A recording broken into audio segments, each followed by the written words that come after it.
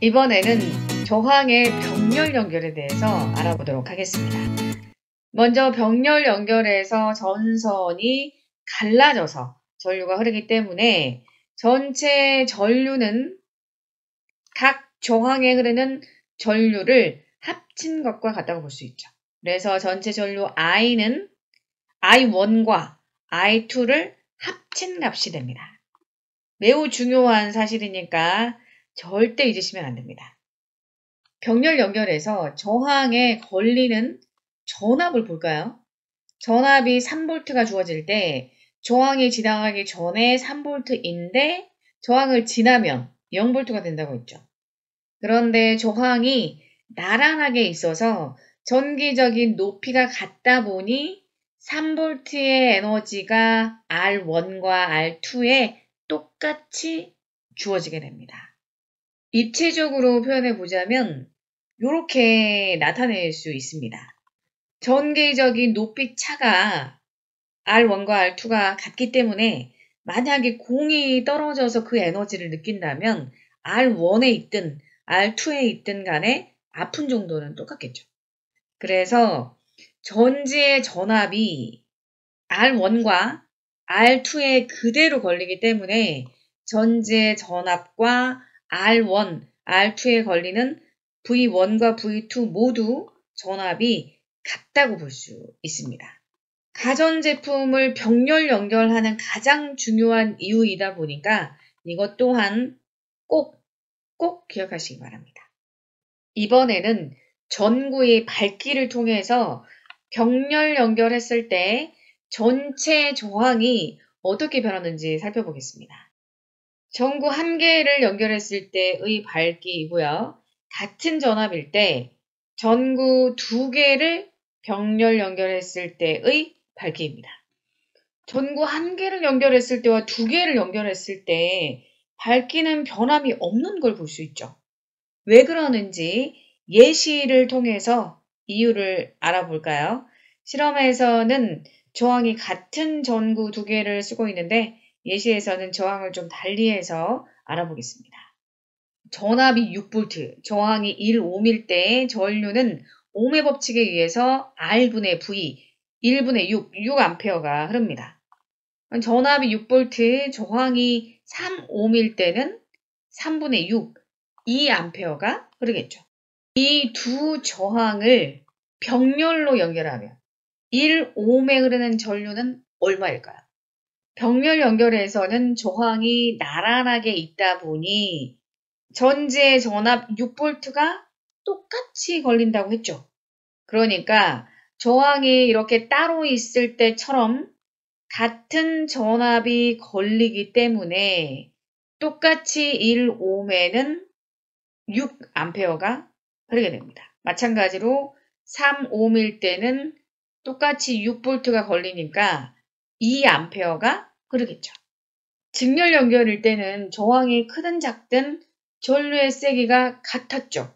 그런데 병렬 연결을 했을 때는 저항이 클수록 전류의 세기가 작아지는 걸 볼 수 있습니다.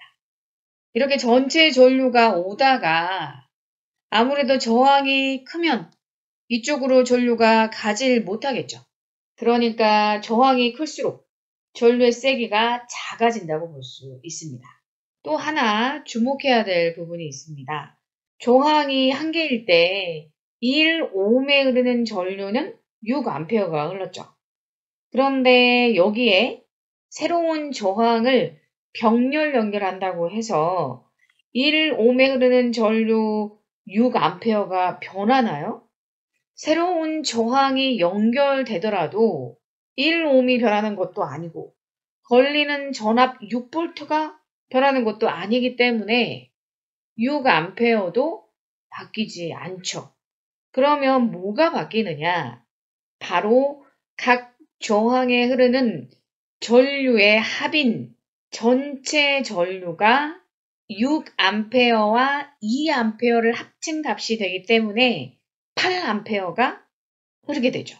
왜 이렇게 전체 전류의 세기가 커지냐면 저항을 이렇게 병렬로 연결하면 저항의 굵기가 굵어지는 효과가 있기 때문입니다. 터널이 넓어지면 차가 빠르게 이동할 수 있는 것처럼 저항이 굵어지니까 전류가 잘 흐를 수 있게 되는 것이죠.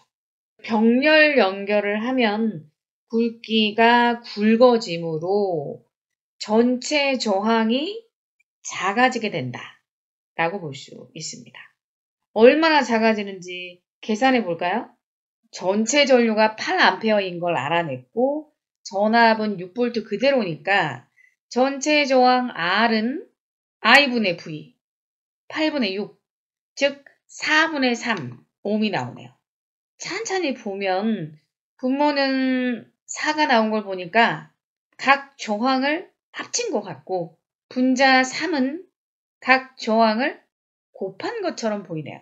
실제로 식을 유도해 보면 병렬 연결에서 전체 저항을 구하는 방법이 분모는 저항의 합이고 분자는 저항의 곱이 나옵니다.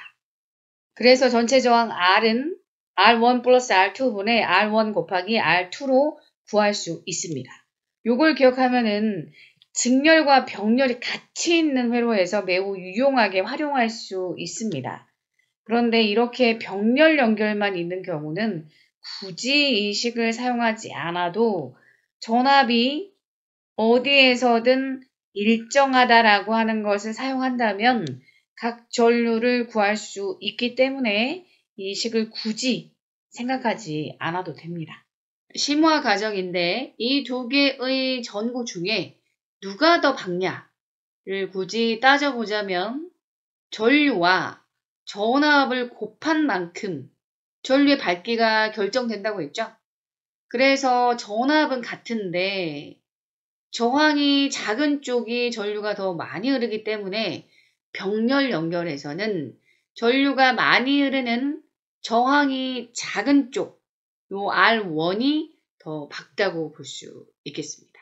집안의 가전제품들이 병렬 연결로 되어 있습니다.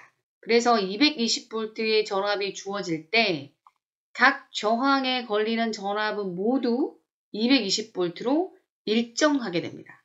또한 각 저항에 흐르는 전류의 세기는 저항 자체도 걸리는 전압도 변함이 없기 때문에 다른 저항을 연결해도 변하지 않는다고 했죠. TV가 켜져 있는데 전등 하나를 켠다고 해서 TV에 흐르는 전류의 세기가 달라져서 소리가 갑자기 막 줄어든다거나 화면이 어두워진다거나 그런 일은 없다는 거죠.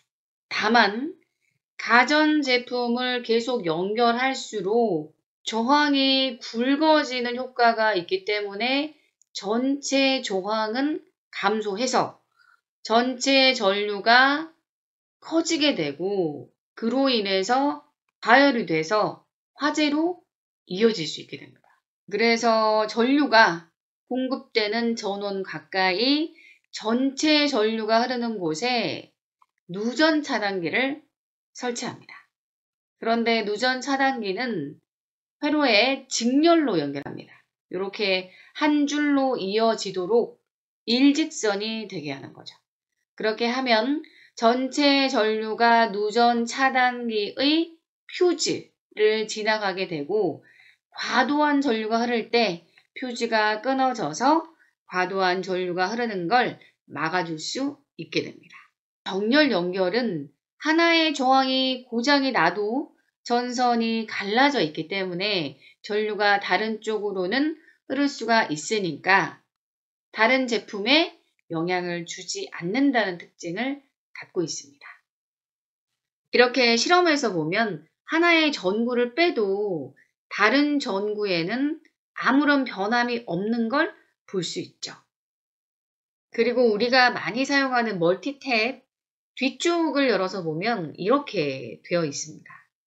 저항을 가진 가전제품에 코드를 꽂았을 때 이렇게 저항이 연결되는 결과가 됩니다. 그래서 전선이 갈라지고 전선이 갈라지는 병렬 연결이 되기 때문에 각 단자에 걸리는 전압이 같고 하나가 고장이 나도 다른 단자에는 영향을 주지 않게 되는 것입니다. 멀티탭에 가전제품들을 이렇게 막 꽂아두면 이게 뭐 병렬 연결인가 싶은데 이렇게 멀티탭 안쪽에 병렬 연결이 되어서 작동하고 있다는 것을 기억하시기 바랍니다.